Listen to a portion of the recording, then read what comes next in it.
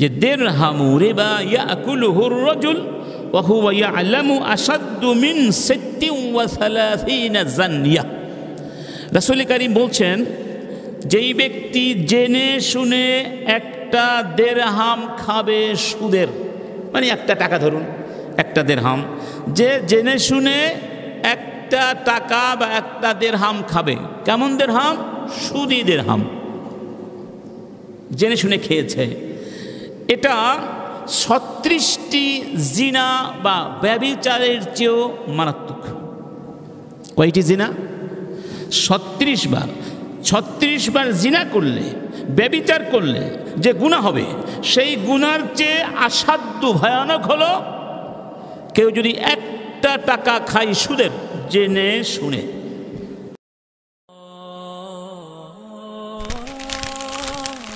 আইসিন media, সত্য ও দিন প্রচারের লক্ষ্যে।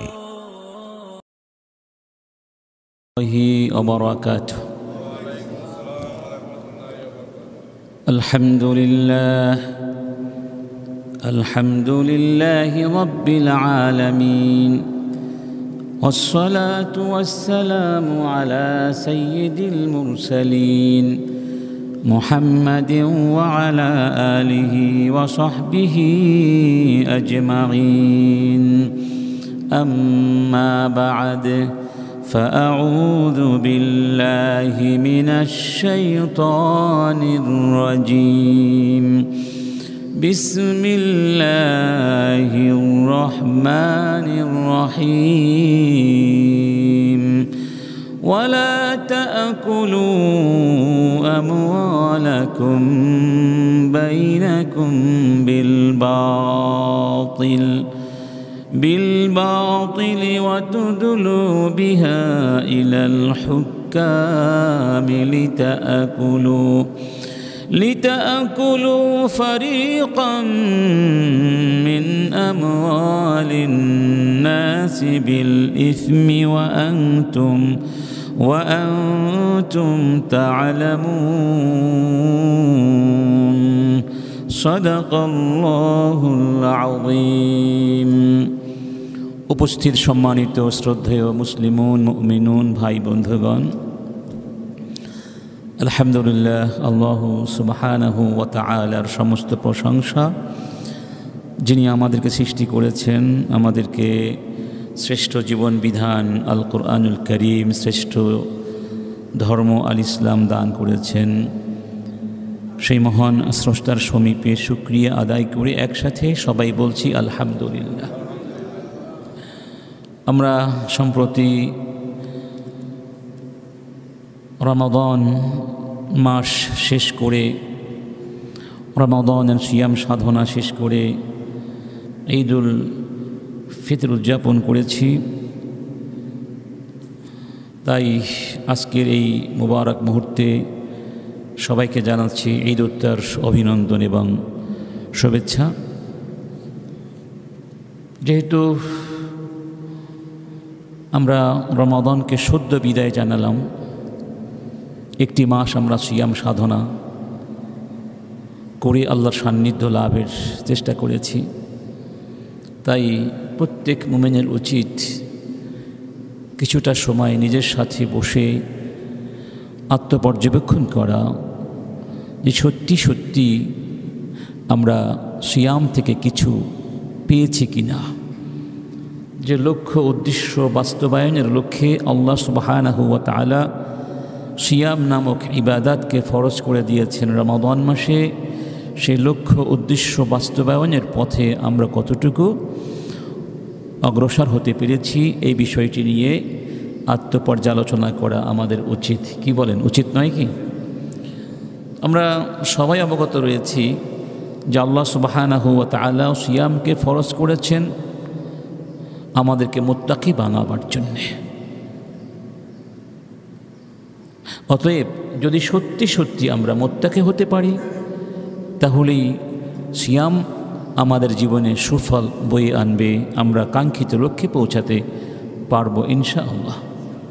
পক্ষান্তরে আমরা যদি মুত্তাকি না হতে পারি, তাকওয়ার আদর্শ ধারণ করতে না পারি, রমাদান অতিক্রান্ত হওয়ার পরেও যদি আমরা রমাদানের সুমহান লক্ষ্য তাকওয়ার পর্যায়ে পৌঁছাতে না পারি, সেটি অত্যন্ত দুঃখজনক এবং বিপজ্জনকও বটে। তবে তার অর্থ এই নয় যে আমরা নিরাশ হব, হতাশ হব। যা হারিয়ে গেছে, যা করতে পারিনি, তা করার জন্যে, তা উদ্ধার করার জন্যে চেষ্টা করতে হবে। নতুন করে নতুন উদ্যমে ইবাদতে মগ্ন হতে হবে। আল্লাহ পাক আমাদের সবাইকে মুত্তাকি হওয়ার তৌফিক দান করুন। এখন প্রশ্ন হচ্ছে, আমরা কি করে বুঝব যে আমরা তাকওয়ার পথ চলতে শুরু করেছি, তাকওয়াবান হতে পেরেছি? এটা কি করে বুঝব?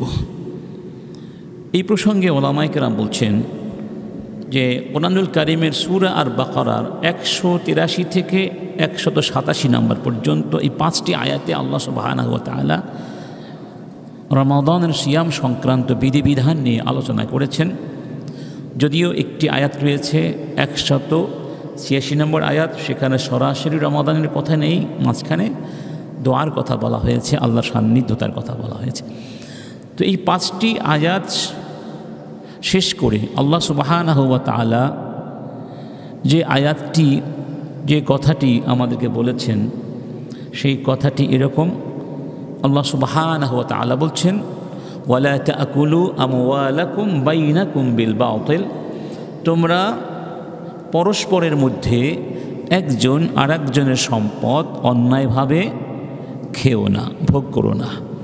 ওয়াতুদলু বিহা ইলাল হুক্কাম লিতাকুলু ফারিকাম মিন আমওয়ালিন নাসি বিল ইসমি ওয়া আনতুম তা'লামুন, এবং জেনে শুনে অন্য মানুষের হক নষ্ট করার জন্যে, অন্য মানুষের সম্পদকে নিজের সম্পদ বলে অন্যায়ভাবে প্রমাণিত করার জন্যে বিচারকদেরকে, শাসকদেরকে ঘুষ দিয়ে প্রভাবিত করে নিজের পক্ষে রায় নেয়ার চেষ্টা করো না।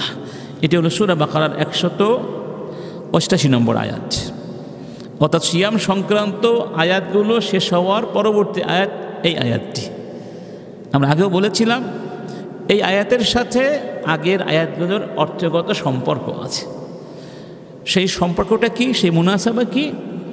যেন আল্লাহ সুবহানাহু ওয়া তাআলা আমাদেরকে বোঝাতে চেয়েছেন যে আমি যে সিয়াম ফরজ করেছিলাম তোমাদেরকে মুত্তাকি বানাবার জন্যে, সেই তাকওয়ার পরীক্ষায় তোমরা পাশ করেছো কিনা, উত্তীর্ণ হয়েছো কিনা, মুত্তাকি হতে পেরেছো কিনা, তার বাস্তব ব্যবহারিক প্রমাণ হলো তুমি অন্য মানুষের হক নষ্ট করছো কিনা, অন্য মানুষের সম্পদ অন্যায়ভাবে খাওয়ার লোভ লালসা থেকে মুক্ত হতে পেরেছো কিনা। যদি মুক্ত হতে পারো তাহলে বোঝা যাবে তুমি মুত্তাকি হয়েছো, সুবহানাল্লাহ।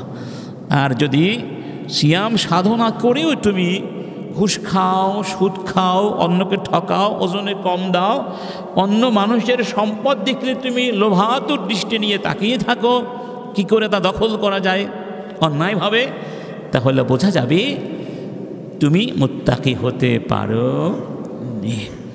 অর্থাৎ অন্যায়ভাবে অন্যের সম্পদ যে খায় না সেই ব্যক্তি মুত্তাকি, সুবহানাল্লাহ। সেই ব্যক্তি কি? এখন অন্যায়ভাবে মানুষের সম্পদ ভোগ করার অনেকগুলো পদ্ধতি আছে, প্রক্রিয়া আছে। অতীতেও ছিল, এখনও আছে, আগামীতেও থাকবে। বরং অতীতের চেয়ে এখন পদ্ধতিগুলো আরও বেশি আবিষ্কৃত হয়েছে, আপডেটেড হয়েছে। মানে প্রতিনিয়ত মানুষ কি করে অন্য মানুষের সম্পদ দখল করবে, খাবে, এই জন্য নতুন নতুন পদ্ধতি আবিষ্কার করে চলছে, ওয়াল ইয়াযু বিল্লাহ। তো যাই হোক, এই সমস্ত হারাম নিষিদ্ধ পদ্ধতি যেগুলোর মাধ্যমে অন্যদের হক নষ্ট করা হয়, অন্যদের সম্পদ ছিনিয়ে নেওয়া হয়, সেগুলোর মধ্যে একটি জঘন্যতম অর্থ ব্যবস্থার নাম হলো সুদ। তার নাম কি? সুদ। এই সুদ হচ্ছে একটি ভয়ানক অভিশপ্ত ব্যবস্থা। এই ব্যবস্থার মাধ্যমে সমাজের ধনীরা গরিবদের রক্ত চুষে চুষে খায়। ধনীরা এই ব্যবস্থাপনার মাধ্যমে আরও ধনী হয়, আরও অর্থের পাহাড় গড়ে তুলে, আর গরিবরা আরও কি হয়ে যায়? গরিব হয়ে যায়। ফলে ধনী আর গরিবের মধ্যে বিশাল ব্যবধান তৈরি হয়, সামাজিকভাবে অস্থিতিশীল অবস্থা তৈরি হয়ে যায়, মানুষে মানুষে হিংসা বিদ্বেষ তৈরি হয়ে যায়। এর মাধ্যমে মানুষের নৈতিকতার ধস নামে, মানুষের প্রতি মানুষের যে দায়িত্ববোধ, ভালোবাসা, সহানুভূতির অনুভূতি, সহমর্মিতা, এই পবিত্র অনুভূতিটা নষ্ট হয়ে যায়। এক কথায় এই অভিশপ্ত সুদী অর্থ ব্যবস্থা মানব সভ্যতার জন্যে এক ভয়ানক কি বিপদ, ধ্বংসাত্মক হাতছানি, সতর্কবার্তা। অথচ আমরা জেনে হোক না জেনে হোক এই সুদের জালে আটকা পড়েছি। সুদের অক্টোপাস আমাদেরকে এখন আষ্টে পৃষ্ঠে ঘিরে ফেলেছে। একেবারে রাষ্ট্র থেকে শুরু করে, রাষ্ট্রীয় পর্যায় থেকে শুরু করে ব্যক্তি পর্যায় পর্যন্ত প্রাতিষ্ঠানিকভাবে এবং ব্যক্তিগতভাবে সুদের কারবার, সুদী ব্যবসা বাণিজ্য, ট্রানজ্যাকশন, এগুলো এখন আমাদের সমাজের জীবনের রন্ধ্রে রন্ধ্রে ছড়িয়ে পড়েছে, যে কারণে আল্লাহর পক্ষ থেকে অভিশাপ নেমে এসেছে, যার বহু বাস্তব প্রমাণ আমাদের সামনে আমরা দেখতে পাচ্ছি এবং আলোচনার মাধ্যমে আরও বেশি স্পষ্ট হবে। এমন কোন গ্রাম হয়তো বাংলাদেশে নেই যেই গ্রামে এনজিওরা সুদ নিয়ে অনুপ্রবেশ করেনি। এমন কোনো জনপদ নেই যেখানে সুদী ব্যাংকগুলো আমাদেরকে সুদের জালে আটকে ফেলেনি। আছে? নাই। অথচ এটি জঘন্য এক অর্থ ব্যবস্থার নাম। এটা কতটা জঘন্য, এই সুদ ব্যবস্থা কতটা নিকৃষ্ট, কতটা ভয়ানক, বিপজ্জনক, সেটি আমরা দেখব ইনশাআল্লাহ। কোরআন এবং হাদিসের আলোকে এগুলো আমরা আলোচনা করব। উদ্দেশ্য হচ্ছে যদি কেউ আমরা সুদের জালে আটকা পড়ে যাই, সেই জাল থেকে অনতিবিলম্বে বের হয়ে আসার চেষ্টা করতে হবে, তাওবা করতে হবে। যদি আমরা কেউ সুদী কারবার করে সমাজকে আটকে ফেলি সুদের জালে, আমাদেরকে এক্ষুনি সুদের সমস্ত ট্রানজ্যাকশন বন্ধ করে দিতে হবে। যদি আমরা মুসলিম হয়ে থাকি, যদি আমরা কবরে পরকালে শান্তির অন্বেষা করে থাকি, যদি আমরা সুন্দর সভ্যতা বিনির্মাণ করতে চাই, যদি আমরা মানবাধিকার প্রতিষ্ঠা করতে চাই, দারিদ্র্য বিমোচন করে জাকাত ভিত্তিক অর্থ ব্যবস্থা প্রতিষ্ঠা করে আমরা একটি সুন্দর, সচ্ছল, স্বনির্ভর এবং সুন্দর অর্থ ব্যবস্থা গড়ে তুলতে চাই, আমাদেরকে কোরআনের পথে ফিরে আসতেই হবে, এর কোনো বিকল্প নেই। সুদ কাকে বলা হয়? সুদ কত প্রকার? সুদের বিধান কি? সুদের উকুবাত, শাস্তিগুলো কি ধর্মীয় দৃষ্টিকোণ থেকে? সুদের ক্ষতিগুলো কি নৈতিকভাবে, অর্থনৈতিকভাবে, সামাজিকভাবে? এবং সুদ থেকে বাঁচার পদ্ধতি কি? সুদের বিকল্প কি আছে ইসলামে? এই বিষয়গুলো আমরা বিস্তারিতভাবে আলোচনা করব ইনশাআল্লাহ। যেন এই আলোচনাগুলো এখানেই সীমাবদ্ধ না থাকে। সকলের কাছে অনুরোধ করব এই আলোচনাগুলো অনুধাবন করার চেষ্টা করবেন এবং নিজের জীবনে নিজের জীবনকে আলোকিত করবেন, সমাজের কাছে এই কথাগুলো পৌঁছিয়ে দেবেন। এগুলো আমাদের সকলের দায়িত্ব। কি বলেন, ঠিক কিনা? তো আমরা প্রথমে সুদের হুকুম আলোচনা করব। সুদের বিধান কি, ইসলাম সুদের ব্যাপারে কি বলছে, এরপরে আমরা সুদের উকুবাতগুলো আলোচনা করব, তারপরে বাকি পয়েন্টগুলো আমরা পরবর্তী জুমাতে আলোচনা করার প্রয়াস পাব ইনশাআল্লাহ।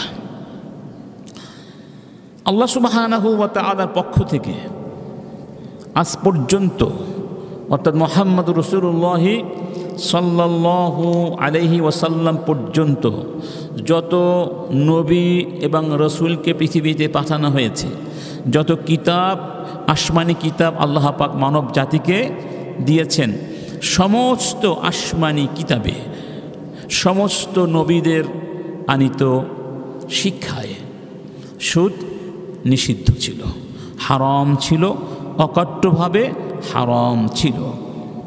এবং সুদ যে নিষিদ্ধ, সুদ যে হারাম, এই ব্যাপারে উম্মতের ওলামাদের মধ্যে কোনো মতানৈক্য নেই।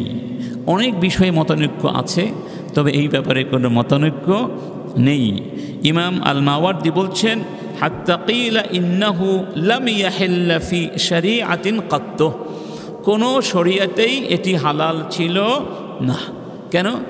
আল্লাহ সুবহানাহু ওয়া তাআলা বলছেন ওয়া আখযিহিমুর রিবা ওয়া ক্বাদ নুহু আনহু, তারা সুদ গ্রহণ করেছিল। ইহুদিদের কথা বলা হয়েছে, সামনে আসবে, অথচ তাদেরকে সুদ থেকে নিষিদ্ধ করা হয়েছিল। ওয়া ক্বাদ নুহু আনহু এর ব্যাখ্যায় বলা হয়েছে ইয়ানি ফিল কুতুবিস সামাউইয়াতিস সাবিকা, পূর্বেকার সমস্ত আসমানি কিতাবেই সুদকে হারাম ঘোষণা করা হয়েছিল। তো যাই হোক, তো সুদ অকাট্যভাবে নিষিদ্ধ। অকাট্যভাবে মানে এর মধ্যে কোনো সন্দেহ নেই। আর ইসলামে যেই জিনিসগুলো অকাট্যভাবে হারাম করা হয়েছে, সেই জিনিসকে যদি কেউ হালাল মনে করে তাহলে সে অকাট্যভাবে কাফের হয়ে যাবে, তার কুফরির ব্যাপারে কোনো সন্দেহ থাকবে না। অর্থাৎ সুদকে যদি কেউ বৈধ মনে করে সে কাফের হয়ে যাবে, কারণ সুদ হারাম অকাট্যভাবে কোরআন এবং সুন্নাহর আলোকে। ইসলামের একটি নীতি হচ্ছে আত-তাদাররুজ। তাদাররুজ মানে ধারাবাহিকভাবে কোনো কাজ করা। যেহেতু ইসলাম জীবন ঘনিষ্ঠ ধর্ম, কোনো কাল্পনিক ধর্ম নয়, এমন কোনো বিধান ইসলামে চাপিয়ে দেওয়া হয়নি যা তাৎক্ষণিকভাবে মানুষের পক্ষে পালন করা সম্ভব নয়। এজন্য ইসলামে কিছু কিছু হারাম বা নিষিদ্ধ বস্তু আছে যেগুলোকে প্রথমেই হারাম করে দেওয়া হয়নি, বরং 2, 3, 4 ধাপে ধাপে হারাম করা হয়েছে, যাতে করে মানুষ এটিকে কি মেনে নিতে পারে। যেমন ধরুন মদের বিষয়টি, কারণ যেই সমাজের কাছে কোরআন প্রথম এসেছিল তাদের জীবনের সাথে মদ একেবারে বলা যায় অবিচ্ছেদ্যভাবে সম্পৃক্ত ছিল। এখন একজন মদখোরকে যদি বলা হয় এক্ষুনি মদ ছেড়ে দিতে হবে, সে হয়তো চেষ্টা করলেও তাৎক্ষণিকভাবে সম্ভব নয়। কি করতে হবে? ধাপে ধাপে তাকে মাদক দ্রব্য থেকে মুক্ত করার চেষ্টা করতে হবে, এবং একটি ধাপে গিয়ে সে সফল হবে ইনশাআল্লাহ। তো মদ বা মাদক দ্রব্যকে যেভাবে একাধিক ধাপে হারাম করা হয়েছে, সুদের বিষয়টিও ধারাবাহিকভাবে চূড়ান্তভাবে হারাম করা হয়েছে। 4টি ধাপে। কয়টি ধাপে? 4টি ধাপে সুদকে চূড়ান্তভাবে হারাম করা হয়েছে। দেখা যাক এই ধাপগুলো কি ছিল। যেহেতু সুদকে 4টি ধাপে হারাম করা হয়েছে, তাহলে কোনো বুদ্ধিমান এ কথা বুঝতে তার কষ্ট হবে না। বিষয়টি অত্যন্ত গুরুত্বপূর্ণ, অত্যন্ত ভয়ানক বিষয়, নইলে ধাপে ধাপে হারাম করা হতো না। প্রথম ধাপে বলা হয়েছে কোরআনের ভিতরে, সূরা আর-রুম আয়াত নাম্বার 39, وَمَا آتَيْتُم مِّن رِّبًا لِّيَرْبُوَ فِي أَمْوَالِ النَّاسِ فَلَا يَرْبُو عِندَ اللَّهِ وَمَا آتَيْتُم مِّن زَكَاةٍ تُرِيدُونَ وَجْهَ اللَّهِ فَأُولَٰئِكَ هُمُ الْمُضْعِفُونَ। অর্থ হলো, তোমরা সম্পদ বর্ধনের লক্ষ্যে মানুষের সম্পদে যে সুদভিত্তিক অর্থ লগ্নি করো, আল্লাহর কাছে তা বাড়ে না। তোমরা হয়তো ভাবছো সুদের ঋণ দিলে, সুদি কারবার করলে তোমাদের অর্থ বৃদ্ধি পাবে, আসলে আল্লাহর কাছে বাড়ে না। পক্ষান্তরে তোমরা আল্লাহ সুবহানাহু ওয়া তাআলার সন্তুষ্টির জন্যে আল্লাহর পথে যে দান খয়রাত করো, সম্পদের যাকাত আদায় করো, তাতে সম্পদ বৃদ্ধি পায়। সুবহানাল্লাহ। আল্লাহ পাক তোমাদের সম্পদে যাকাতের কারণে, দান খয়রাতের কারণে বহু বহু গুণে বর্ধিত করে দেবেন। এই আয়াতের মধ্যে কিন্তু সুদকে সরাসরি হারাম নিষিদ্ধ ঘোষণা করা হয়নি, বরং ইশারা করা হয়েছে সুদ আল্লাহর কাছে প্রিয় না, পছন্দনীয় নয়, এবং এর মধ্যে কোনো সওয়াব নাই, বৃদ্ধিও ঘটে না। সুদ আল্লাহর কাছে অপছন্দনীয় কাজ, এতটুকু বোঝানো হয়েছে। আর যাদের মধ্যে একটু বিবেক আছে, বুদ্ধি আছে, তারা এতটুকুতেই অনেক কিছু বুঝতে পারেন যে আল্লাহ যেহেতু সুদকে পছন্দ করেন না, তাহলে এই কাজটিতে করা উচিত নয়। অর্থাৎ এই আয়াতের মাধ্যমে যারা সুদখোর ছিল, সুদের সাথে যাদের সংশ্লিষ্টতা ছিল এবং যাদের মধ্যে কিছুটা বিবেক ছিল, তারা কিছুটা সচেতন হতে লাগলো, তারা মানসিকভাবে প্রস্তুত হতে লাগলো সুদমুক্ত হওয়ার জন্য। যেহেতু আল্লাহ পছন্দ করেন না, তাই এই কাজটি করা আমাদের উচিত। তবে হারাম করা হয় নাই প্রথম পর্বে। দ্বিতীয় পর্বে কি বলা হলো? আমরা বললাম সুদকে 4টি ধাপে হারাম করা হয়েছে। দ্বিতীয় ধাপটি হলো রব্বুল আলামিন বলছেন, ফাবিযুলমিম মিনাল্লাযীনা হাদু হাররামনা আলাইহিম তাইয়্যিবাতিন উহিল্লাত লাহুম ওয়া বিসাদ্দিহিম আন সাবিলিল্লাহি কাসীরা ওয়া আখযিহিমুর রিবা ওয়া ক্বাদ নুহু আন। এখানে ইহুদিদের কথা বলা হয়েছে। ইহুদিরা যে সমস্ত ভয়ানক ভয়ানক অপরাধ করেছিল, সে অপরাধগুলোর কিছু ভয়ানক অপরাধের চিত্র অঙ্কন করা হয়েছে এবং সেই অপরাধগুলোর কারণে তাদের উপরে আল্লাহর পক্ষ থেকে যে নানাবিধ গজব লানাত নেমে এসেছিল, সেই বিষয়গুলো আল্লাহ পাক এখানে তুলে ধরেছেন এভাবে যে আল্লাহ বলছেন, তারা ফাবিযুলমিম মিনাল্লাযীনা হাদু, ইহুদিরা যখন জুলুম মানুষের উপরে জুলুম করতে লাগলো, এবং এই জুলুম করার কারণে আমি তাদের উপরে তৈয়বাতগুলোকে হারাম করে দিয়েছি। মানে কিছু তৈয়বাত, উৎকৃষ্ট রিজিক আমি হালাল করে দিয়েছিলাম।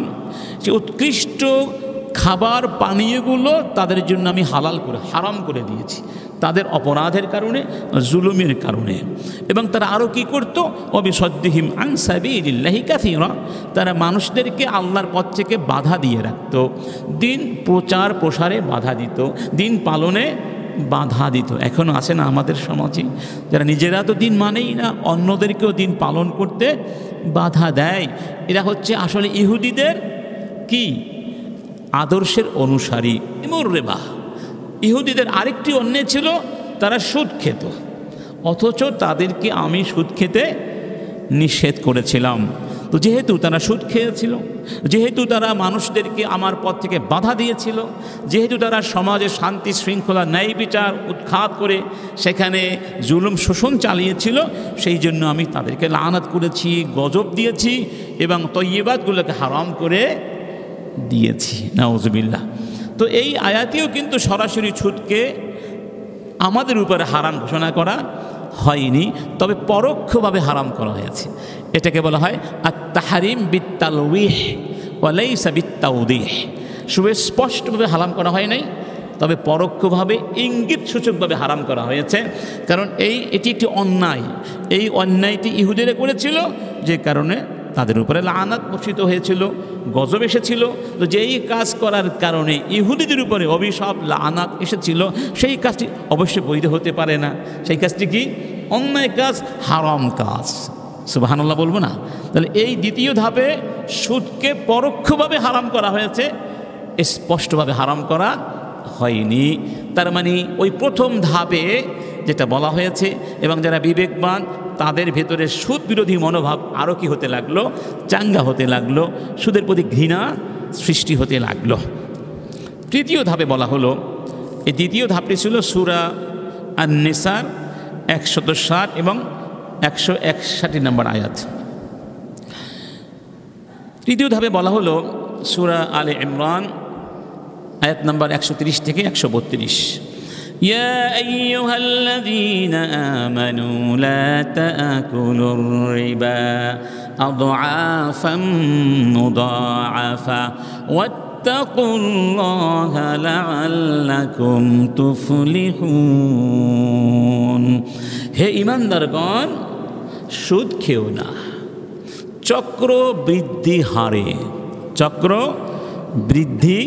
হারে, যেখানে মূলধনের চেয়ে সুদের হার কয়েক গুণ বৃদ্ধি পেয়ে যায়, এভাবে সুদ খেও না। ওয়াত্তাকুল্লাহ, আল্লাহকে ভয় করো, তাহলে তোমরা সফল হতে পারবে। ওয়াত্তাকুন নারাল্লাতী উইদ্দাত লিল কাফিরিন, ওই জাহান্নামের আগুনকে ভয় করো, যেই জাহান্নামের আগুন, যেই জাহান্নাম কাফেরদের জন্য প্রস্তুত করা হয়েছে। এই কথাটি বলা হলো সুদকে নিষিদ্ধ করার পরে। তাহলে বোঝা গেল যারা সুদ খাবে বহু বহু গুণে বৃদ্ধি করে, তাদের জন্য অপেক্ষা করছে জাহান্নাম। কি অপেক্ষা করছে? যে জাহান্নাম কাফেরদের জন্য প্রস্তুত করা হয়েছে। বাঁচার পথ কি? ওয়া আতিউল্লাহ ওয়ার রাসূলা লাআল্লাকুম তুরহামুন, আল্লাহকে মানো, রাসূলকে মানো, তাহলে আল্লাহর পক্ষ থেকে তোমাদের উপরে রহমত নাজিল হবে। সুবহানাল্লাহ। এখানে এই আয়াতের মধ্যে সুদকে সুস্পষ্টভাবে অকাট্যভাবে হারাম করা হয়েছে। কি বলা হয়েছে? লা তাআকুলুর রিবা, সুদ খেও না। তারপর কি বলা হয়েছে? আদআফাম মুদাআফা, বহু বহু গুণে বর্ধিত করে, মানে চক্রবৃদ্ধি হারে। এখানে সুদকে যদিও স্পষ্ট ভাষায় হারাম করা হয়েছে, তবে সুদের সমস্ত ধরন প্রকরণ হারাম করা হয়নি, বরং আংশিক হারাম করা হয়েছে। সেটি কি?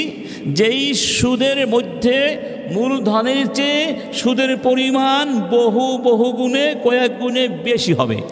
এটি ছিল জাহিলি যুগের সবচেয়ে নিকৃষ্ট সুদ। এটিকে বলা হতো আর রিবা আল ফাহিশ। আর রিবা আল ফাহিশ মানে ছোটোখাটো সুদ, সামান্য পরিমাণ সুদ খাওয়া যাবে, এখান থেকে বোঝা যায়। তবে যদি বহু গুণে বর্ধিত হয়, সেটা খাওয়া যাবে না। এরকম একটা সুযোগ আছে না? পালিয়ে যাওয়ার একটা সুযোগ আছে তো। মানে এখানে হারাম করা হয়েছে আংশিকভাবে, তাহারিম জুজই ওয়ালাইসা তাহারিমান কুল্লিয়ান। এজন্য চতুর্থ ধাপে আল্লাহ পাক সুদকে একেবারে পরিপূর্ণভাবে হারাম করে দিয়েছেন। অল্প হোক বেশি হোক, কম হোক বেশি হোক, সব হারাম। সুদ কি? সব হারাম। সুবহানাল্লাহ। আল্লাহ পাক ইরশাদ করলেন সূরা আল বাকারা আয়াত নম্বর 279, ইয়া আইয়ুহাল্লাযীনা আমানুত্তাকুল্লাহা ওয়া যারু মা বাকিয়া মিনার রিবা ইন কুনতুম মুমিনিন। ঈমানদারগণ, ইত্তাকুল্লাহ, আল্লাহকে ভয় করো। শুরু করলেন কি দিয়ে? আল্লাহকে ভয় করো। আর আলোচনার কেন্দ্রবিন্দু ছিল কি? তাকওয়া। দেখেছেন? কারণ যারা আল্লাহকে ভয় করবে তারাই তো আল্লাহর বিধান পালন করবে। আল্লাহকে যারা ভয় করবে তারা যখন শুনবে আল্লাহ বলছেন সুদ খেও না, তারা তখন সুদ খাবে না।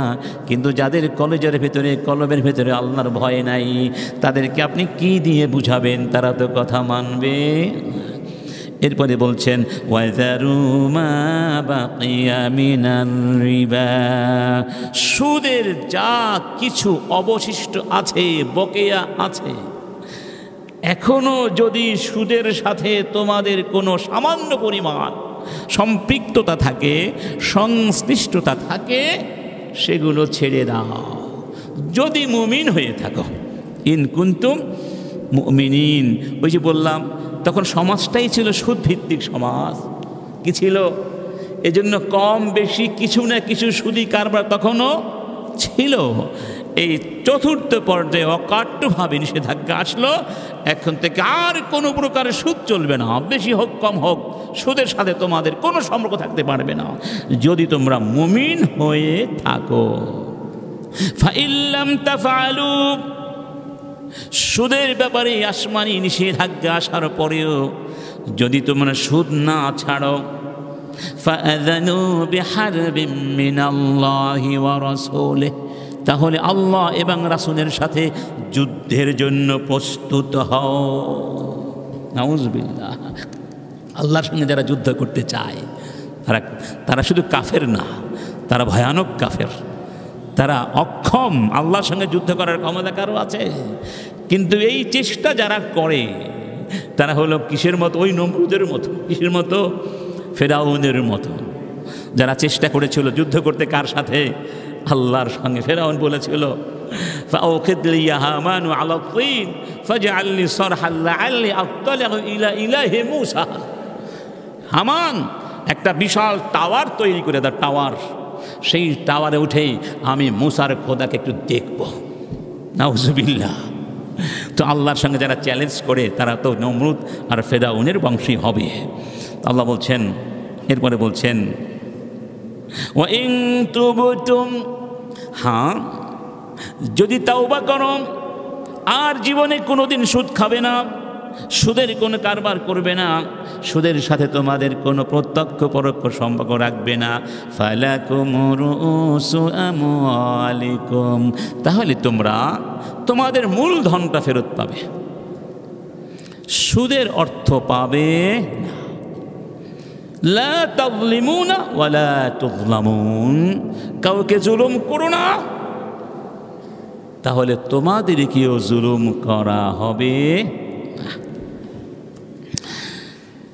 এই আয়াতটি কেন নাজিল হলো, এই ব্যাপারে বলা হয়েছে নাজালাত ফিল আব্বাস বিন আব্দুল মুত্তালিব ও রাজুলিন মিন বানিল মুগীরা।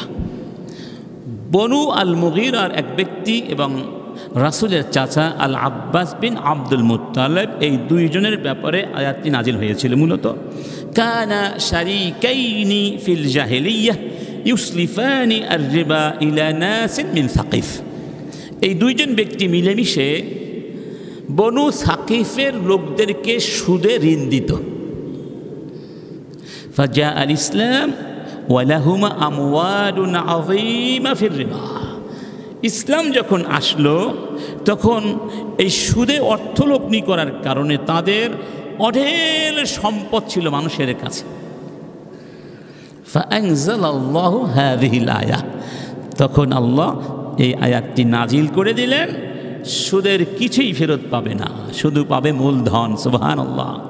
চিন্তা করুন, লক্ষ লক্ষ কোটি কোটি টাকা তাদের মানুষের কাছে আছে, সেই সব সুদের টাকা তারা ছেড়ে দিলেন এক আল্লাহ নির্দেশ অথবা নিষেধাজ্ঞা পেয়ে। সুবহানাল্লাহ।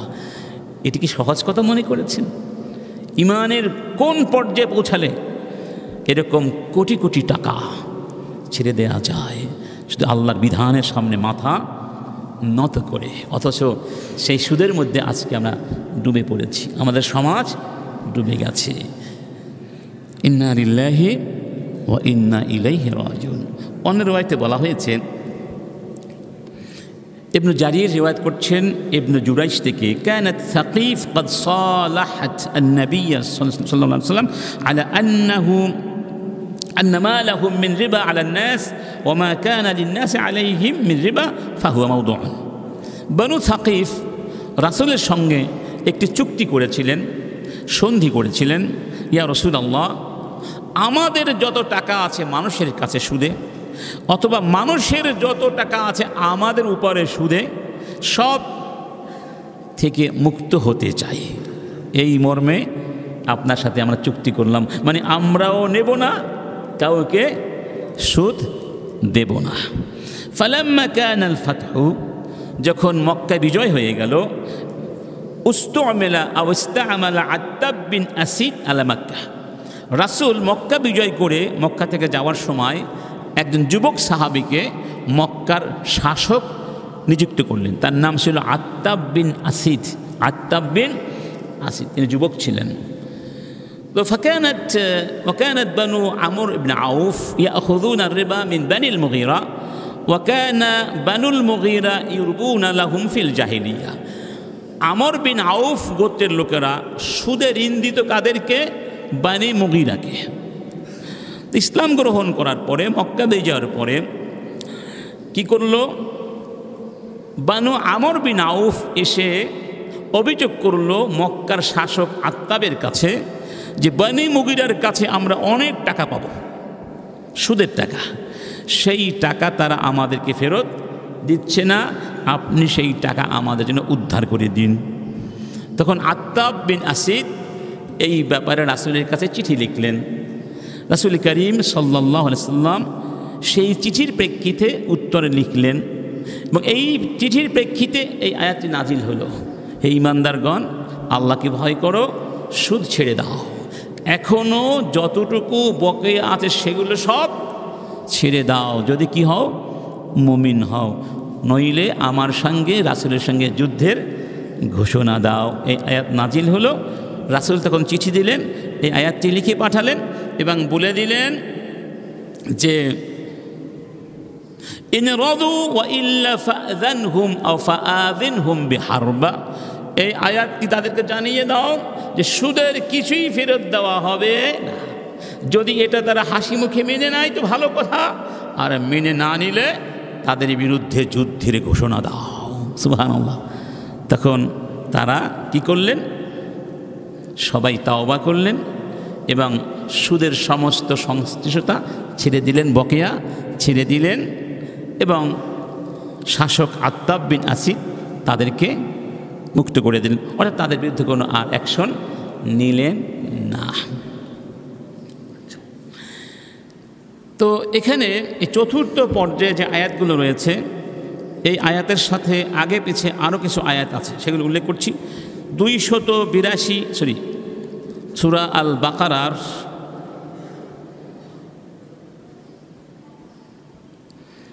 275 নম্বর আয়াত থেকে সুদের আয়াত মূলত এখানে উল্লেখ করা হয়েছে। এই আয়াতগুলো একটু উল্লেখ করব, কারণ সুদ আসলে কত ভয়ানক সেটা আমাদের বোঝা দরকার আছে। রব্বুল আলামিন বলছেন, الذين يأكلون الربا لا يقومون إلا كما يقوم الذي يتخبطه الشيطان من المس। যারা সুদ খাবে, সুদের কারবার করবে, তাদের দৃষ্টান্ত হলো ওই ব্যক্তির মতো যেই ব্যক্তিকে দুষ্ট জিন আসর করেছে। জিন যদি কাউকে আসর করে, সে সুস্থ থাকে না অসুস্থ হয়ে যায়, সে হাঁটতে গিয়ে পড়ে যায়, তার কোনো কি নাই, জ্ঞান বুদ্ধি থাকে না, ভারসাম্য থাকে না, সে কি বলতে কি বলে নিজেও জানে না, তার জীবনটা দুর্বিষহ হয়ে যায়। ঠিক শয়তান যাকে আসর করেছে, দুষ্ট জিন, ওই ব্যক্তি যেমন পাগল হয়ে যায়, উন্মাদ হয়ে যায়, অস্থির হয়ে যায়, ওই ব্যক্তির মতো সুদখোরকে কিয়ামতের ময়দানে কবর থেকে উঠানো হবে। ইন্না লিল্লাহি।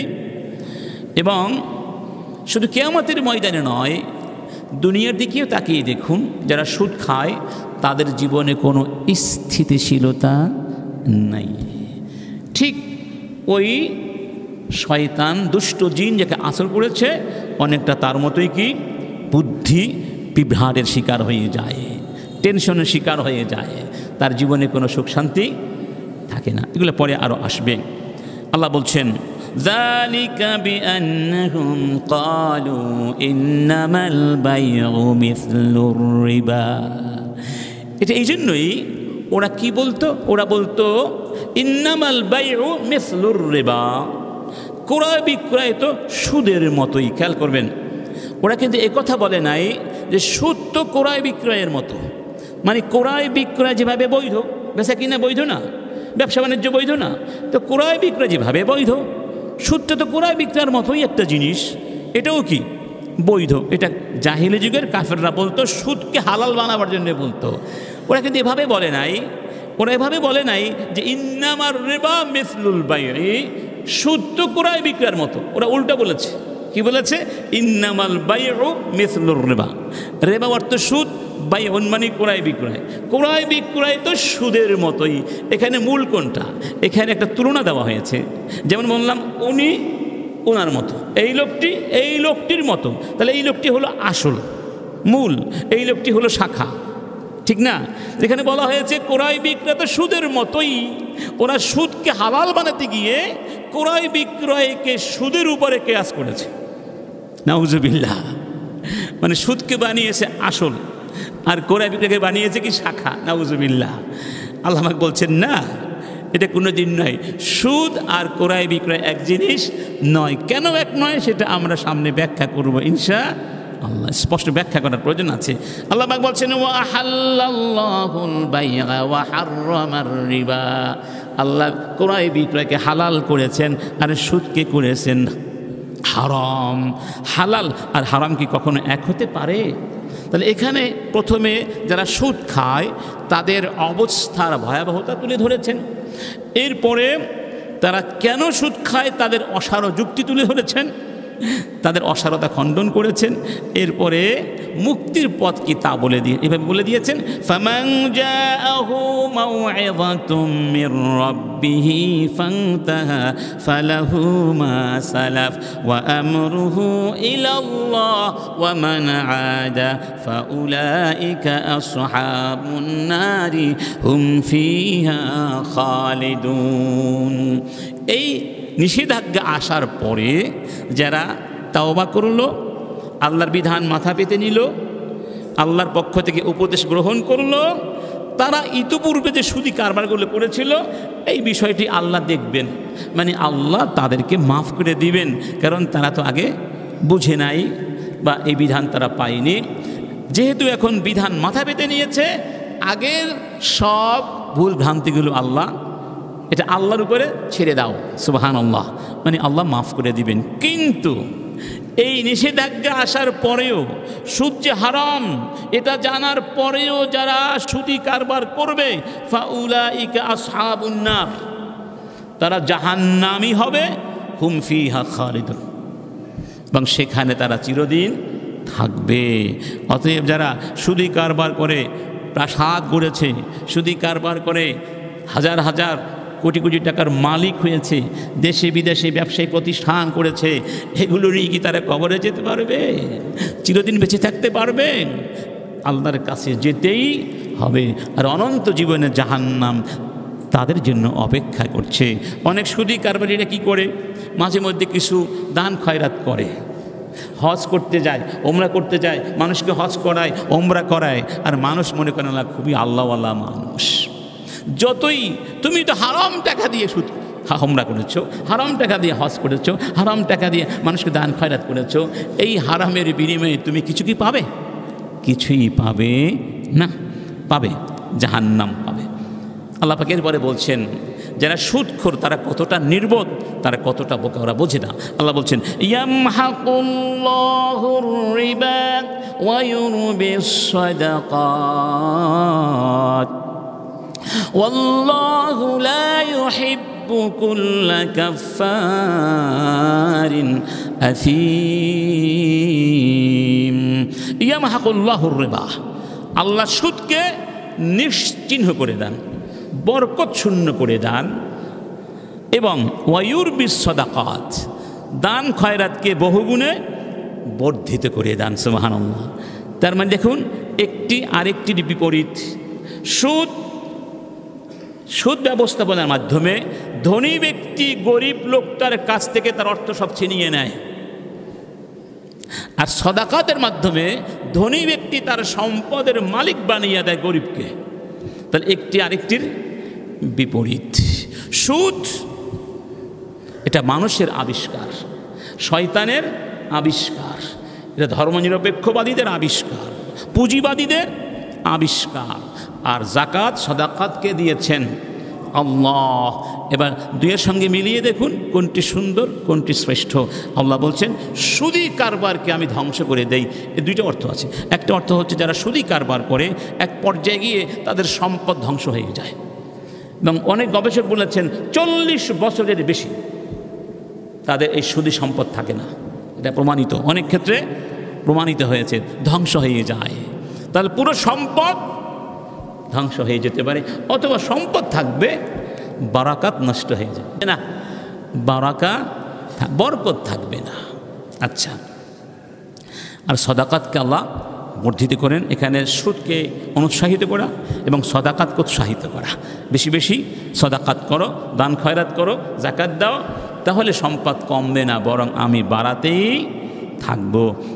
এরপরে আল্লাহ পাক পরবর্তী আয়াতে উল্লেখ করেছেন সফল মুমিনদের কথা, ইন্নাল্লাযীনা আমানু ওয়া আমিলুস সালিহাত, যারা ঈমান আনবে, ভালো কাজ করবে, ওয়া আকামুস সালাহ, নামাজ কায়েম করবে, ওয়া আতাউজ যাকাত, যাকাত দিবে, মানে সুদ খাবে না, সুদ দিবে না, বরং যাকাত দিবে। সুবহানাল্লাহ, এটা হলো মূল পয়েন্ট এখানে।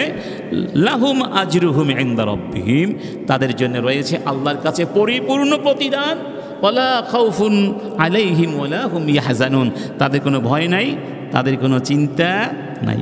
এরপরে ওই আয়াতটি বলা হয়েছে, ইয়া আইয়ুহাল্লাযীনা আমানুত্তাকুল্লাহ, ঈমানদারগণ আল্লাহকে ভয় করো, ওয়াযারু মা বাকিয়া মিনার রিবা, সবটুকু সুদ ছেড়ে দাও, যা কিছু বাকি সব ছেড়ে দাও, ইন কুনতুম মুমিনিন, আর তা না করলে যুদ্ধের ঘোষণা দাও।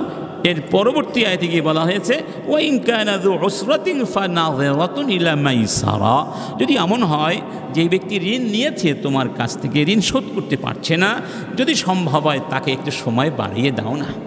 সুবহানাল্লাহ, এটাকে বলা হয় ইনযারুল মু'সির। ওয়া আন তাসাদ্দাকু, যদি আরও একটু এগিয়ে যেতে পারো যে না, আল্লাহর বান্দা তো এমন অবস্থায় এমন অসচ্ছল হয়ে পড়েছে, সে মনে হয় আমার ঋণ শোধ করতেই পারবে না, তাহলে মাফি করে দাও। ওয়া আন তাসাদ্দাকু খায়রুল লাকুম, যদি সদাকা দিয়ে দিতে পারো, মানে মাফ করে দিতে পারো, খায়রুল লাকুম, এটা হবে আরও উত্তম, ইন কুনতুম তা'লামুন, যদি তোমরা বুঝতে। সুবহানাল্লাহ, দেখেন সুদীরা কত নির্মম আর ইসলাম কত সুন্দর। যদি সম্ভব হয় একটু সময় বাড়িয়ে দাও, যদি আরও সম্ভব হয় মাফি করে দাও। সুবহানাল্লাহ, এটা তোমার মানে ব্যক্তির বিষয়, মাফ করে দেওয়া ফরজ করা হয় নাই, উৎসাহিত করা হয়েছে। এর পরবর্তী আয়াতটি হলো এর সম্পূরকতা। আল্লাহ বলছেন, ওয়াত্তাকু ইয়াওমান তুরজাউনা ফিহি ইলাল্লাহ, সেই দিনকে ভয় করো যেই দিন তোমরা আল্লাহর কাছে ফিরে যাবে। সুম্মা তুওয়াফা কুল্লু নাফসিম মা কাসাবাত ওয়া হুম লা ইউযলামুন, এরপরে প্রত্যেককেই তার কর্মফল দেয়া হবে পরিপূর্ণভাবে, কাউকে জুলুম করা হবে না।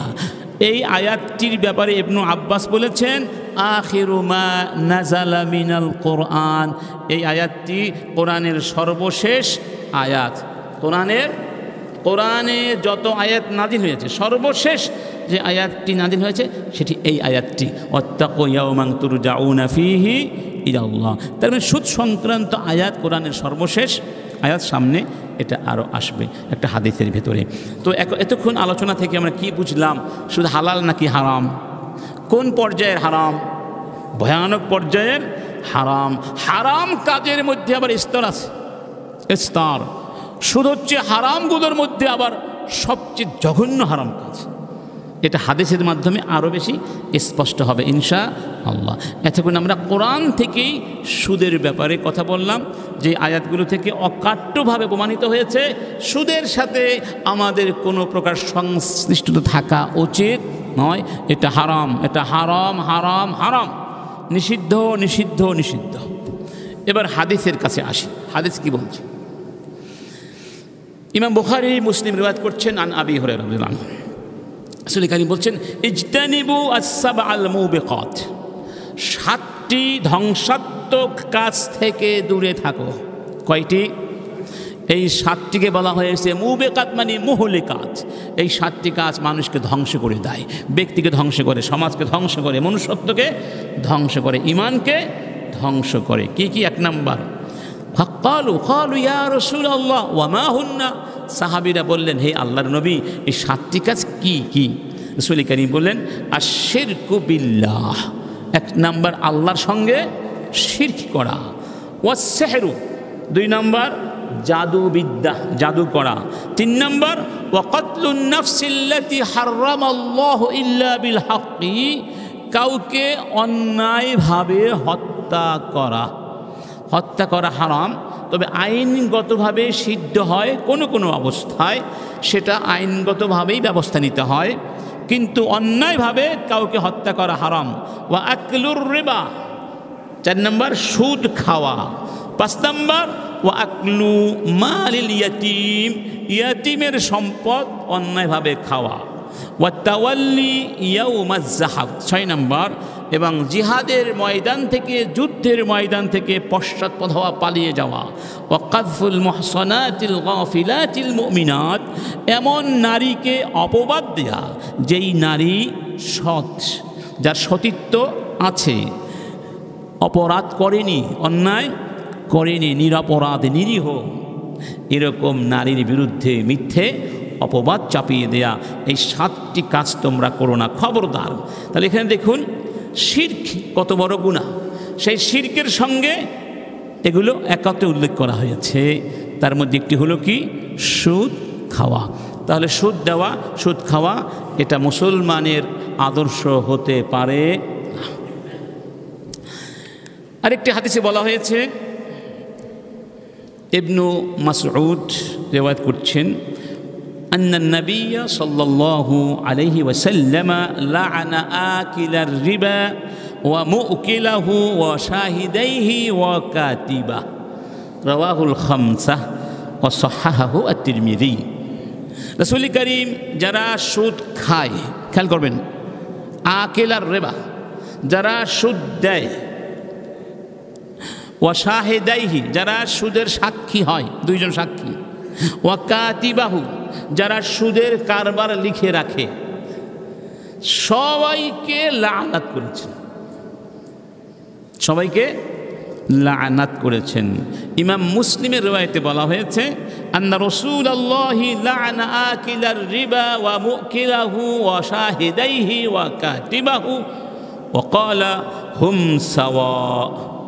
রাসূল করিম বলছেন, রাসূল করিম লাআনাত করেছেন আকিলার রিবা যারা সুদ খায়, ওয়া মুকিলাহু যারা সুদ দেয়, ওয়া কাতিবাহু যারা সুদ লিখে রাখে, ওয়া শাহিদাইহি যারা সুদের সাক্ষী হয় দুইজন, ওয়াকালা হুম সাওয়াউন এবং বলেছেন তারা সবাই অপরাধে সমান, কেউ কারো চেয়ে কম নয়।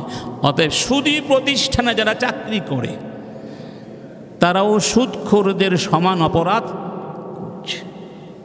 ইন্না লিল্লাহি ওয়া ইন্না ইলাইহি রাজিউন। এখন বলবেন তাহলে বাঁচার পথ কি এখন সামনে আলোচনা করবো ইনশাআল্লাহ, মুক্তির পথ কি আমি আলোচনা করতে হবে না, সেগুলো আলোচনা করবো ইনশাআল্লাহ। আচ্ছা, এরপরেও কি সুদ হালাল হওয়ার কোনো সুযোগ আছে? সুদী কারবারের সঙ্গে মুসলমানদের সম্পৃক্ত হওয়ার কোনো সুযোগ আছে?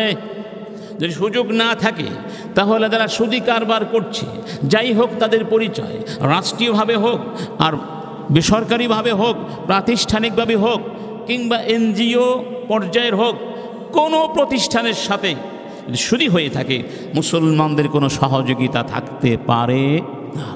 সুদকে বয়কট করতে হবে। আলহামদুলিল্লাহ, কালকে একটা পত্রিকা বয়কট নিয়ে বেশ একটা ভালো রিপোর্ট করেছে, যে আকাশ বয়কট, জমিন বয়কট, বাতাস বয়কট। মানে বাংলাদেশের মানুষ এখন অন্যায় সইতে সইতে আর সহ্য করতে পারছে না। মাথা পিঠ যখন দেয়ালে ঠেকে যায় কি করতে হয়? তখন তো প্রতিরোধ করতে হয়।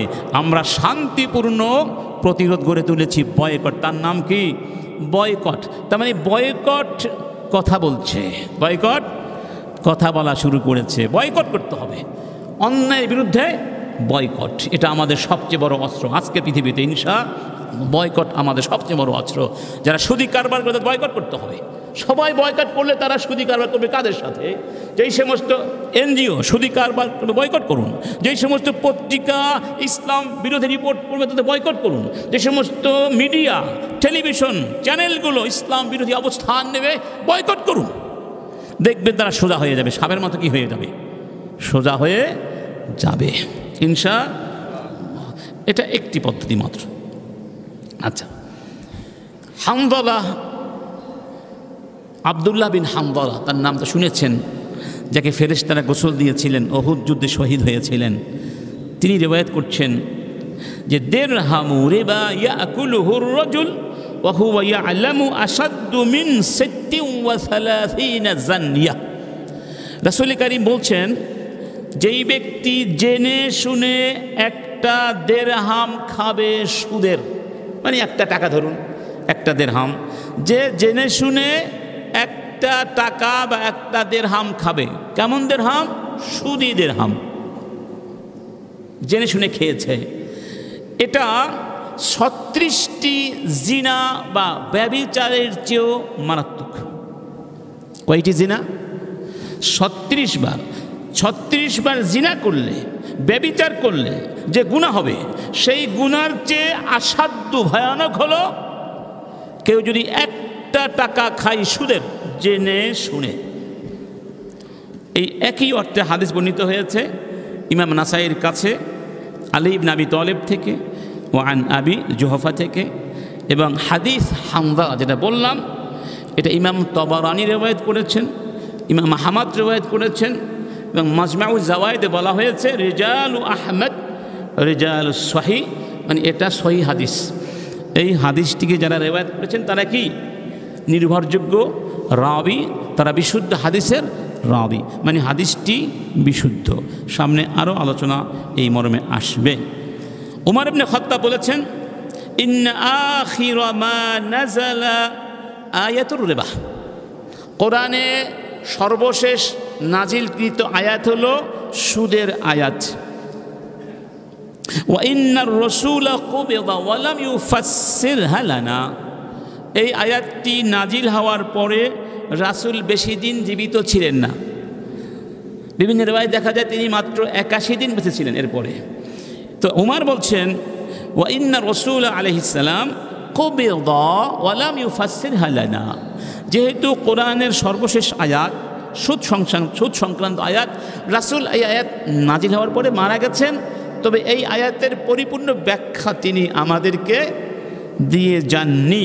ফাদাউর রিবা ওয়ার রিবা, যেহেতু রাসূল পূর্ণাঙ্গ ব্যাখ্যা দিয়ে যাননি, অতএব সুদ ছেড়ে দাও, ফাদাউ মানে ছেড়ে দাও, আর রেবা সুদ, ওয়ার রিবা রিবাও ছেড়ে দাও, রেবা ছেড়ে দাও, রিবাও ছেড়ে দাও। রিবা অর্থ কি? সন্দেহ, মানে যেই সমস্ত ট্রানজ্যাকশনে সন্দেহ আছে, সুদ হতেও পারে নাও হতে পারে, সেগুলোও ছেড়ে দাও। যেগুলো সুদ স্পষ্ট সেগুলো তো ছাড়বেই, যেগুলো সুদের সম্ভাবনাও আছে সেগুলোও ছেড়ে দাও। কি সুন্দর কথা, সুবহানাল্লাহ। সম্মানিত বন্ধুগণ, এরপরে আমরা পরবর্তী ধাপে যাব, এই পয়েন্টে আলোচনা করব উকুবাতু আকিলির রিবা, যারা সুদ খায় তাদের কি কি শাস্তি আছে দুনিয়াতে এবং পরকালে। এরপরে আমরা সুদের নানাবিধ ক্ষতিগুলো তুলে ধরব, নৈতিক ক্ষতি, অর্থনৈতিক ক্ষতি, সামাজিক ক্ষতি। তারপরে গিয়ে আলোচনা করব আপনার বিকল্পগুলো, সুদ থেকে মুক্তির উপায়গুলো কি, বিকল্পগুলো কি। তো আর 5টা মিনিট একটু আলোচনা শুরু করে দিই না, এখানেই থাক, আজকে এখানেই থাক। তাহলে আমাদের নেক্সট আলোচনা হলো উকুবাতু আকিলির রিবা, যারা সুদ খাবে, সুদ দেবে, সুদি কারবার করবে, সংশ্লিষ্ট থাকবে, তাদের কি কি শাস্তি আল্লাহ পাক দেবেন সেগুলো আমাদের জানার প্রয়োজন আছে না? তাহলে এতক্ষণ আলোচনা থেকে কি বোঝা গেল? সুদ হালাল নাকি হারাম? সুদ খাওয়া যাবে, দেওয়া যাবে, সুদের সাক্ষী হওয়া যাবে, সুদের সাথে কোনো ধরনের ট্রানজ্যাকশন অর্থলগ্নি করা যাবে?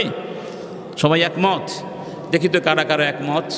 আল্লাহ তুমি কবুল করো, আল্লাহ তুমি সাক্ষী থেকো। আল্লাহ, আলহামদুলিল্লাহ।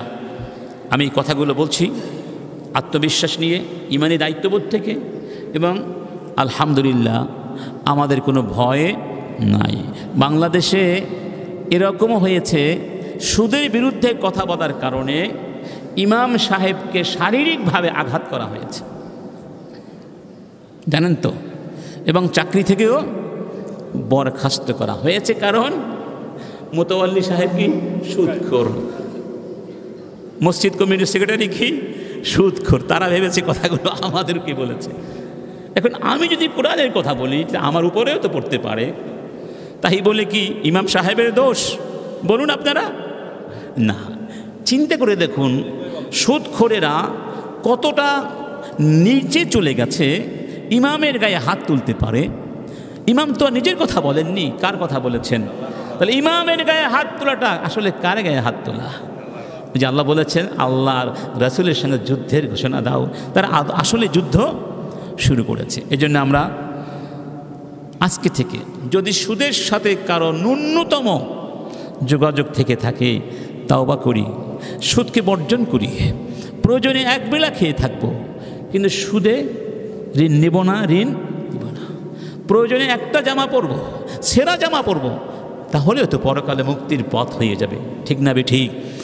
আগামী আলোচনা শুনলে বুঝতে পারবেন সুদের ভয়ানকতা আরও কত বেশি। আল্লাহ পাক আমাদেরকে সুদের ভয়ানক অভিশাপ থেকে মুক্ত করুন, হারাম রিজিক থেকে, সব হারাম থেকে আল্লাহ পাক আমাদেরকে পবিত্র করে দিন। আমিন।